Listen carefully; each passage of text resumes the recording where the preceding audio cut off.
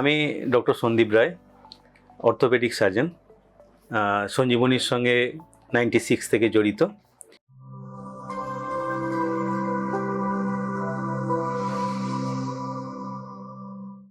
আমাদের এখন যে ডে টু ডে অ্যাক্টিভিটিতে অস্টিওআর্থ্রাইটিস একটা ডিসেবল ডিজিজ হয়ে দাঁড়িয়েছে। তো এই ব্যাপারে আমি দু চারটে কথা জনমানসে অ্যাওয়ারনেস তৈরির জন্য বলতে চাই। যেমন মেয়েদের সাধারণত 40 বছরের পরে পোস্ট মেনোপজাল এজ গ্রুপে অস্টিওপোরোসিসের সঙ্গে অস্টিওআর্থ্রাইটিসটা কম্পাউন্ড এফেক্ট তৈরি করে।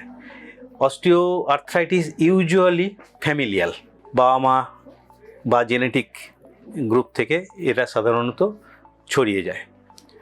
তো আমাদের যে কয়েকটা জিনিস যদি নজর করা যায় তাহলে আমাদের কোয়ালিটি অফ লাইফটা অনেকটা ইমপ্রুভ হতে পারে।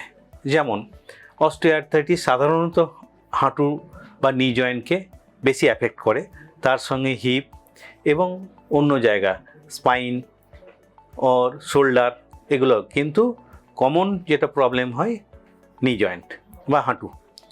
তো আমাদের কয়েকটি অ্যাক্টিভিটি, যেমন আর্লি স্টেজে যদি অসুখটাকে আমরা সরাসরি বিশেষজ্ঞদের কাছে যেতে পারি এবং তাদের পরামর্শ মতো lifestyle modification, diet, regular walk এবং modification of day to day activities like avoidance of squatting, উবু হয়ে এবং বাবু হয়ে বসা, মেঝেতে বসা, কোমোড ইউজ করা, এই কয়েকটা জিনিস যদি আমরা ব্যবহার করতে পারি, স্টেয়ার ক্লাইম্বিংটা যদি আমরা অ্যাভয়েড করতে পারি, ওয়েটটা রিডাকশান যদি আমরা করতে পারি, ফাস্ট ফুড যদি আমরা অ্যাভয়েড করতে পারি, তাহলে আমাদের লাইফস্টাইল মডিফিকেশান এগুলো যদি আমরা করতে পারি, আমরা অনেক লাভবান হতে পারি।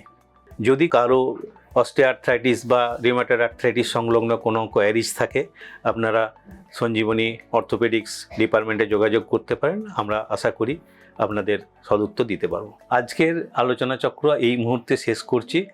পরের সময়ে আবার আমরা নতুন কোনো টপিক নিয়ে আলোচনায় আসব।